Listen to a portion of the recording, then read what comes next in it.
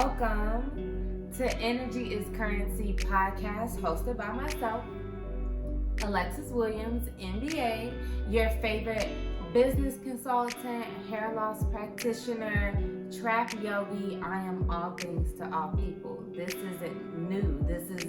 This is already a fact. So, how you doing? It's been a minute since I have tuned in, and it's all good.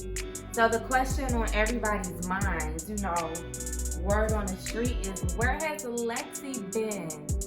And the answer is tired. I mean, and that includes a lot of life. I turned 33 on the 33rd year in the 3rd month. On the 10th day, the universe created me.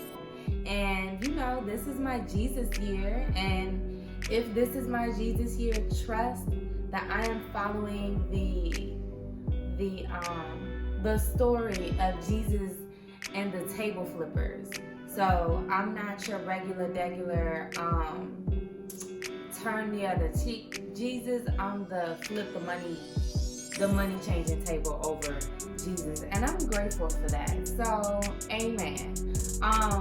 And with that being said, turning 33 means that I can't do all the stuff I used to do. For my birthdays, I used to do way too much. Far, way too much. Most of my birthdays as an adult, I can't honestly say that I remember all of them. And that is a wonderful feeling to have. This ain't that though. At this point in my life, I need to be way more responsible and way more hell-bent on having amazing rest, amazing peace. So the biggest gift I asked for this year was some rest, for sure. I'm grateful for all the time I spent with my friends and family that sent calls, text messages, cash apps. Baby, I had pizza delivered from my hometown, St. Louis, and you can't tell me that that's not love. If it's something else, please articulate. But in the meantime, that right there is love.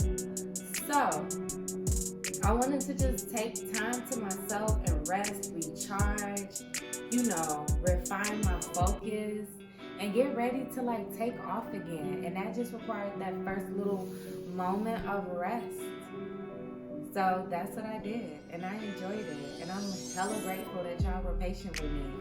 And this is the thing, we live in such a dog-eat-dog society in America that we have conditioned ourselves to feel like I need to work all the time. I need to produce constantly. I need to be on go constantly, and you're gonna run yourself right into your grave with that type of energy. And that's not even the case in other countries in the world. There are so many European and South American and African countries and even Asian countries that prioritize rest throughout the day, that prioritize a day off, that prioritize serious work hours. We're closed. We've conditioned ourselves here at home in the good old USA to feel like you need to be working 24/7.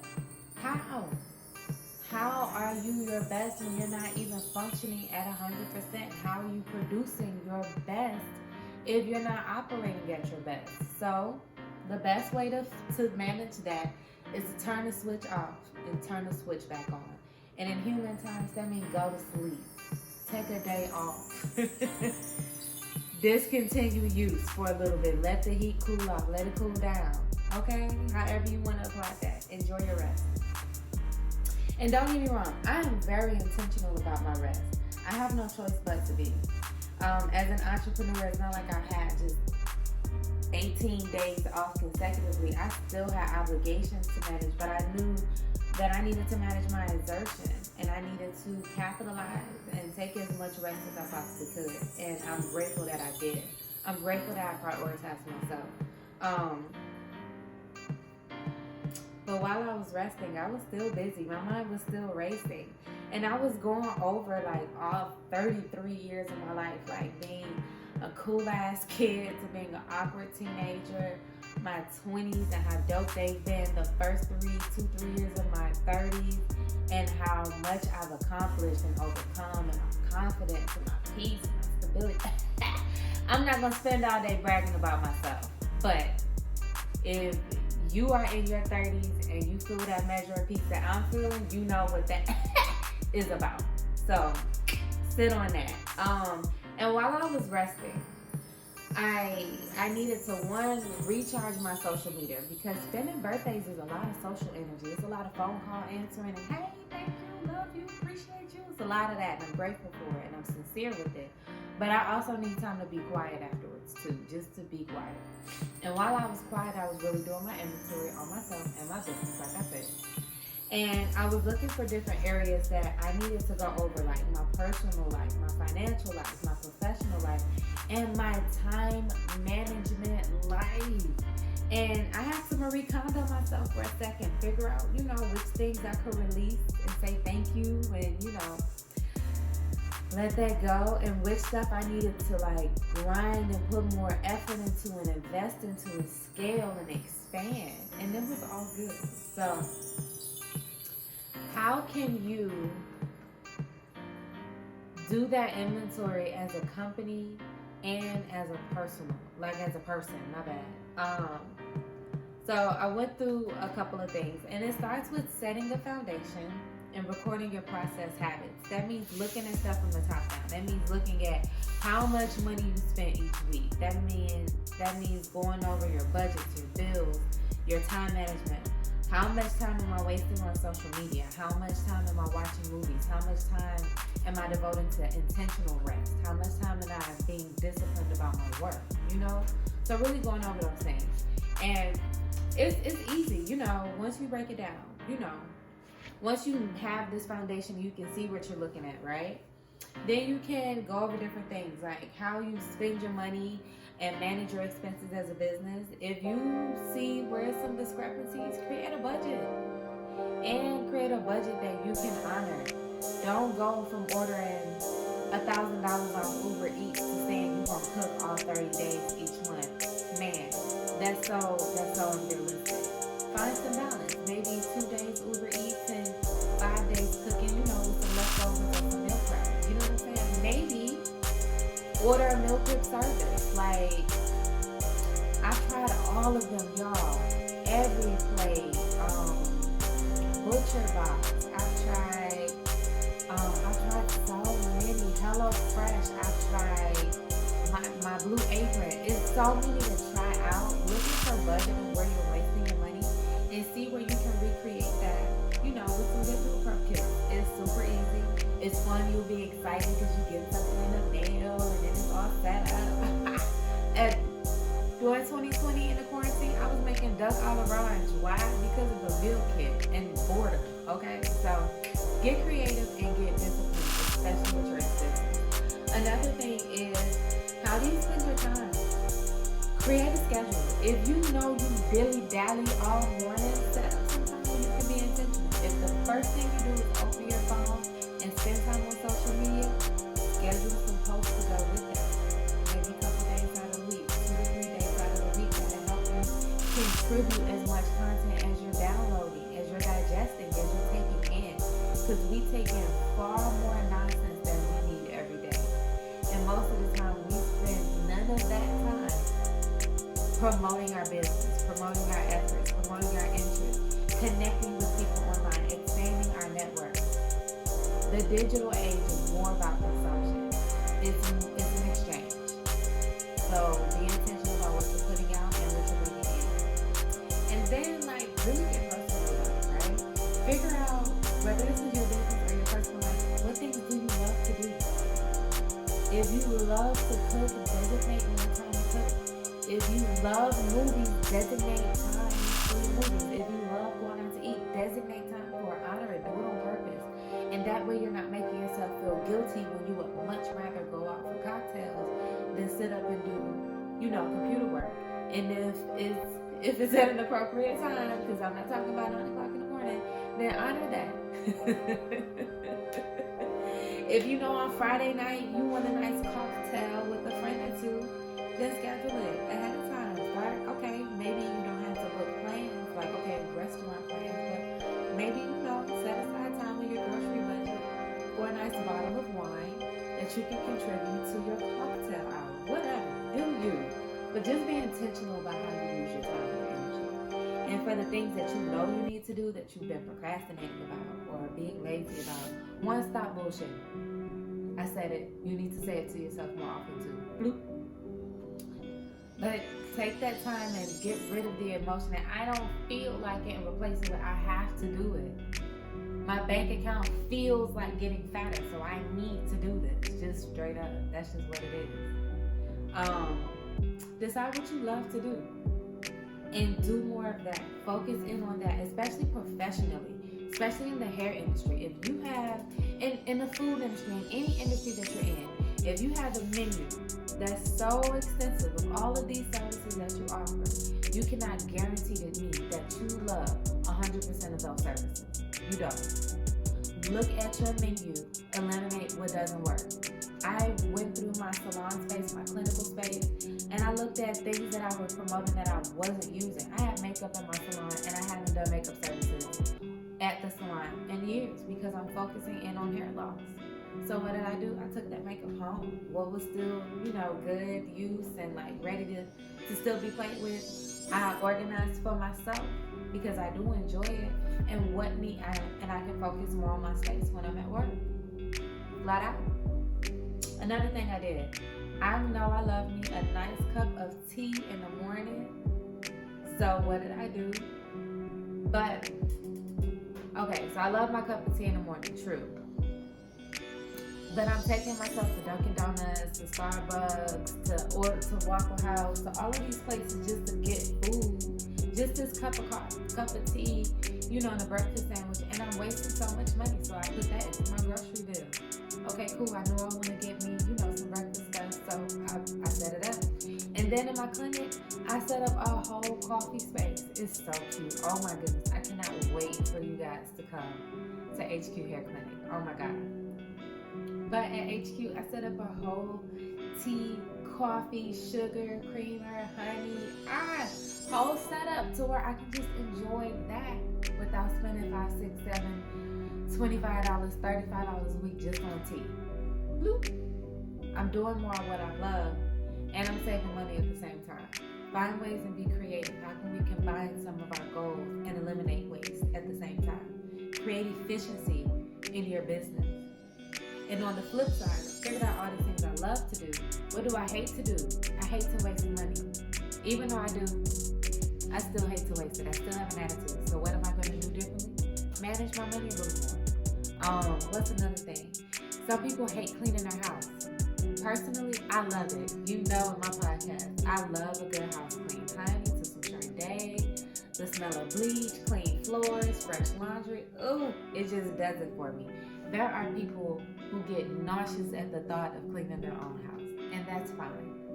Instead of procrastinating and allowing your house to build up with more and more mess and disarray, research a housemaid, research house cleaners, and have them come in and clean your house. We are past the point where it is uppity to do so. We are past the point where it's too expensive to do so. We are past all of those things. It is convenient, affordable, and a useful outsourcing tool. You can do that for your business. You can do that for your personal life. Just look it up. If you're listening to Energy is Currency podcast and you offer services that make people's life easier, tell me. I want to tell other people. But we have got to start doing more of what we love and less of what we don't do. And for the things we don't want to do, outsource it, find discipline, and build your network. Flat out. Get rid of the story of I can't do it, I don't feel like it, I don't like this makes me nauseous, I hate doing it. Let go of the story. Figure out what works. If you hate washing dishes, invest in really expensive dishwashing liquid and use your dishwasher if that's an option. But come up with ways to do more of what you love and less of what you don't want to do.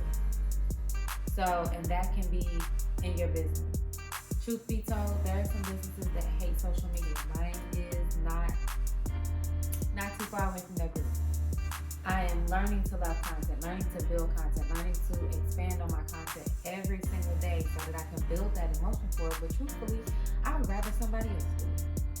So, boom, hire an assistant. Write out what you want them to do, what tasks you need them to complete, and be structured about it. If you're going to hire or outsource somebody, give them instructions on how to work best for you. Don't just say, oh, do what you want to. If you know you like your house cleaned a certain way, you want clothes folded a certain way, clothes washed on certain temperatures, articulate that up front. Say what you need. Even create a little to-do list or a standard operating procedure, a manual of sorts, a training manual, so that you can communicate in a way that the other person can go back and reference on a regular basis until it's muscle memory for them. Make it easy. Make it simple. So, think about it. And just for my hyper, super independent people, I want you to listen in. We cannot do everything ourselves. As much as we think we enjoy it, it is an incredible toll on the balance we look for in our life. It is an incredible toll on our physical body, our mind, our time, our relationships. We have got to learn how to delegate and allow other people to help us. Whether it's food, cleaning your house, social media management, assistance with other things, I don't care what it is. Learn how to ask for help. Pray for help and let the universe give it to you. I don't know what to tell you, but you have got to get out of the habit of feeling like you have to do every single thing by yourself, because you don't. There are billions of people on this world, and I know at least one of them is willing to help you with at least one of your tasks. Ask for help. You will be surprised at the outreach and the passion and just the level up you'll experience when you connect with others. Flat out. There's no other way to put it, and you can wrestle with it. You can have all the resistance you want to, but when you get through fighting through your own independence and you connect with other people, your life will have so much more alignment and ease and peace and flow and success, efficiency, all of the things we look for and we feel like we have to do ourselves. You'll experience it as a group. And that doesn't mean you have to outsource everything. You don't need somebody to come in and brush your teeth like Chris and Keith. But you will, learn how to be interdependent. Learn how to ask for help and still enjoy doing the things you love to do. Because this is the thing. This is the problem. We start doing stuff that we don't like doing. And because we don't have that internal harmony, that internal peace, that I enjoy this, that underlying, I hate this, will still push through. People will still feel it. That's what passive aggressiveness is. That's what that attitude is. That's what that, you are right? That's what that's about. You okay? If people are asking you that, they can feel that disconnect you have emotionally or spiritually to what you're physically doing.